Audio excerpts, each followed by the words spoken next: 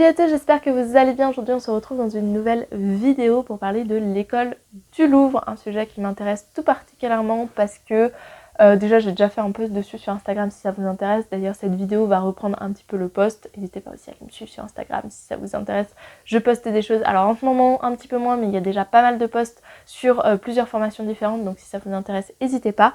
Et sinon, j'avais envie de faire cette vidéo cette semaine parce que ça fait longtemps que j'ai pas parlé d'études qui étaient plus tournées vers l'art, la littérature, etc. Donc je trouvais ça intéressant. Et l'école du Louvre est assez originale, je trouve, donc ça m'intéressait. Et du coup, on commence tout de suite.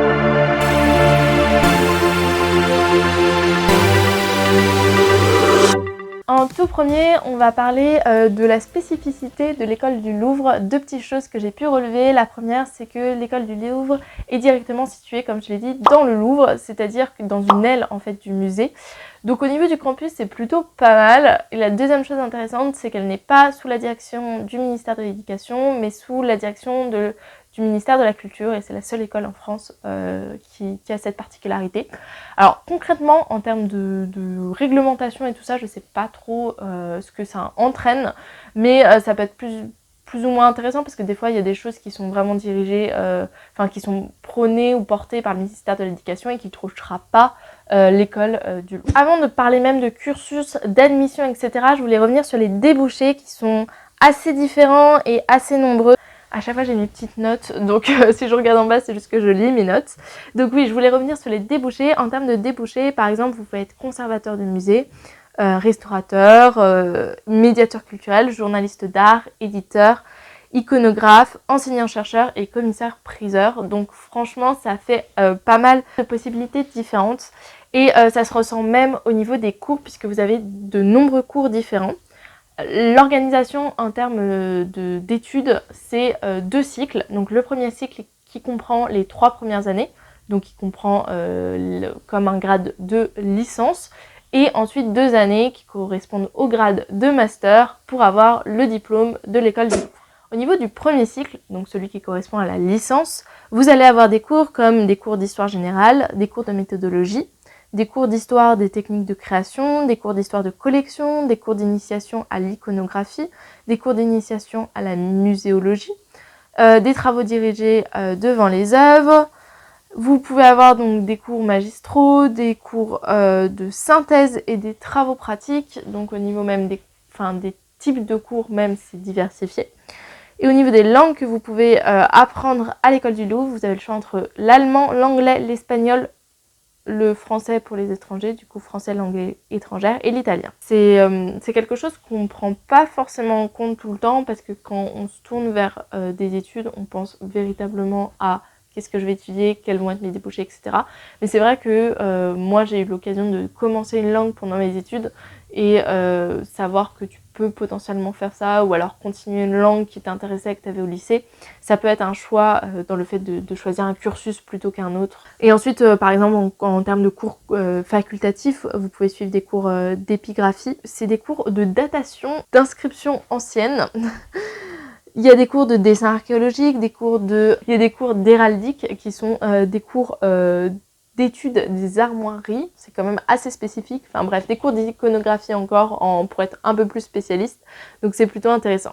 Au niveau du deuxième cycle, la première année, elle va se concentrer surtout autour de la muséologie, donc avec des cours d'histoire de l'art, de langue vivante, des conférences, des séminaires, etc. Vraiment autour de la muséologie.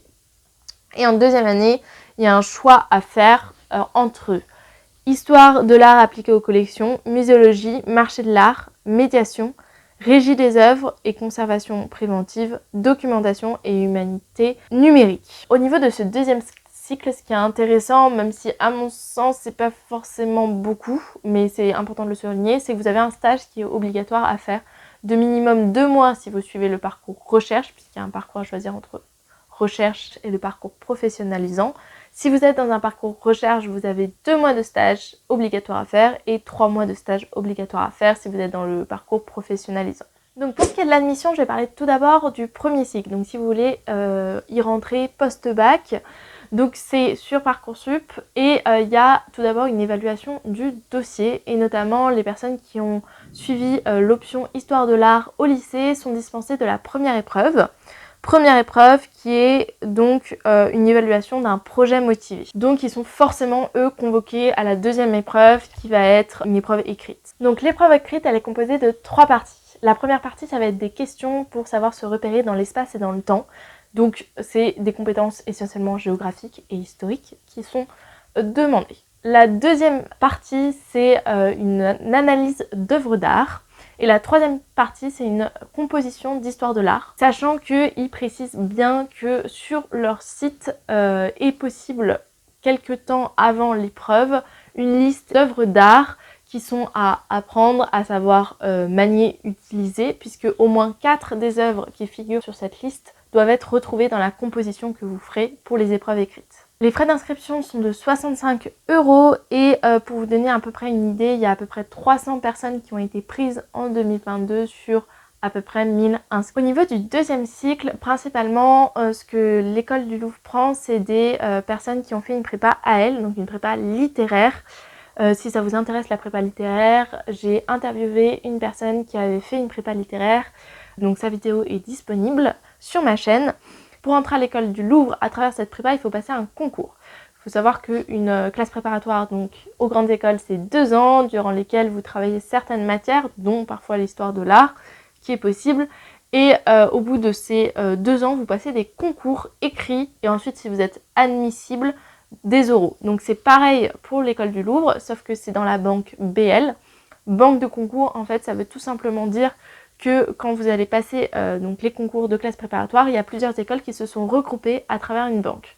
Imaginons, je vais inventer parce que je ne me souviens plus, mais imaginons que vous ayez l'école A, B, C qui décident toutes les 3 de se regrouper pour faire une banque de concours. Eh bien vous allez passer les mêmes épreuves pour les 3 écoles.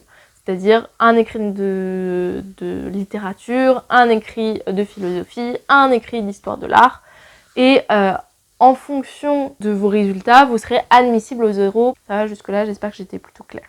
Donc pour l'école du Louvre, c'est dans la banque de concours BL, BEL.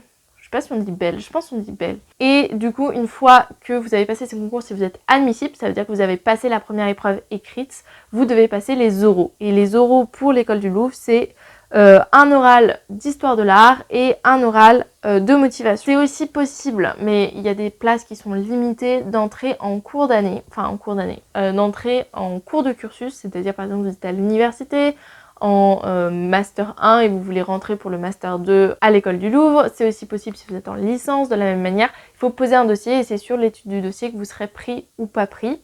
Mais voilà, encore une fois, les places sont limitées, donc c'est plus évident de choisir soit post-bac, soit après une prépa, si vous voulez vraiment faire l'école du Louvre. Bon, je vous reprends, le cadre a dû un peu changer, j'ai dû aller manger aussi, bref.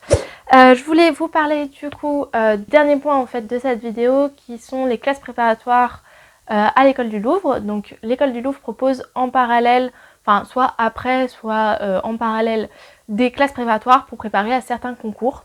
Notamment le concours de conservateur du patrimoine et le concours de restaurateur. Pour ce qui est du conservateur de patrimoine, c'est pour tous ceux qui veulent travailler qui veulent passer le concours de conservateur d'État de la ville de Paris ou qui veulent rentrer dans des instituts comme l'Institut national du patrimoine ou un centre national de la fonction publique territoriale. Dans cette prépa, vous avez des cours pour vous préparer, des cours d'histoire de l'art, de métier du patrimoine, des histoires des idées et actualités de la recherche, encore une fois des langues, etc. Donc c'est des cours qui sont encore beaucoup tournés vers l'art, alors que par exemple restaurateur, vous allez voir, c'est un peu plus original que ça. Pour rentrer dans cette classe préparatoire précise, il faut avoir un diplôme, souvent un diplôme de niveau Master 1 ou Master 2.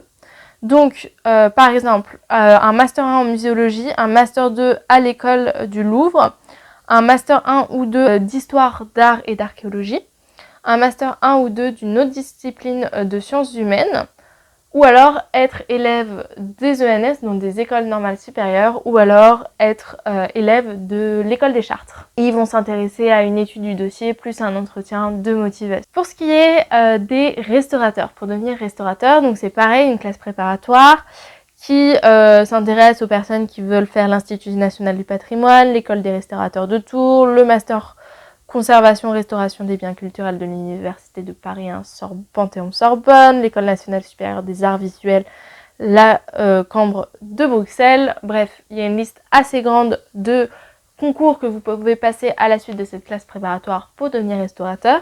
Et ce qui est super intéressant, c'est que les cours varient, comme je vous ai dit. Vous allez faire de l'histoire, de l'art antique, du médiéval, du moderne, du contemporain, donc de l'histoire de manière générale, mais aussi des mathématiques, de la chimie, de la physique, des dessins académiques et techniques, mais aussi des commentaires d'œuvres, des langues. Bref, c'est des cours qui sont très diversifiés. Et pour être admis, il faut être titulaire d'une licence d'histoire de l'art ou avoir validé le premier cycle à l'école du Louvre. Seulement les 2 premières années, pardon, correspond à une licence 1 et une licence 2. Il faut avoir un bon niveau de fin d'études secondaires dans les disciplines scientifiques, donc au lycée. Et il faut avoir une pratique artistique substantielle dans les disciplines proposées au concours, et notamment pour l'admission, il y a un entretien, mais il y a aussi une épreuve de dessin et bien sûr une évaluation du dossier, mais ça c'est vrai pour la plupart des écoles. C'est vrai que souvent il y a une évaluation du dossier qui est faite pour ensuite présélectionner et ensuite pouvoir passer les épreuves. Voilà, je pense que j'ai fait le tour de ce que je voulais dire. N'hésitez pas à me mettre en commentaire si vous avez des questions. N'hésitez pas non plus à me mettre en commentaire s'il y a des vidéos qui vous intéressent particulièrement. J'essaye de vous proposer, je vais essayer de manière un peu plus récurrente de vous proposer sur Insta une semaine à l'avance plusieurs types de vidéos pour que vous choisissiez celle que vous voulez. Ou tout simplement de vous dire est-ce que il y a des vidéos qui vous intéressent, n'hésitez pas à me proposer. Et ensuite je fais des listes en fonction aussi de ce que je veux, il y a des choses qui passent devant ou pas. Voilà, donc si vous avez des idées, n'hésitez pas à les mettre. Sinon, n'hésitez pas aussi à liker, à vous abonner, ça fait toujours plaisir. Vous êtes de plus en plus nombreux sur la chaîne, donc merci à tous ceux qui regardent. Mais surtout, j'espère que le contenu vous plaît et que j'arrive à répondre à certaines de vos questions, ou en tout cas à vous donner des directions vers lesquelles vous pouvez mener vos recherches. Et voilà, sinon je vous dis à la semaine prochaine pour une autre vidéo. Salut!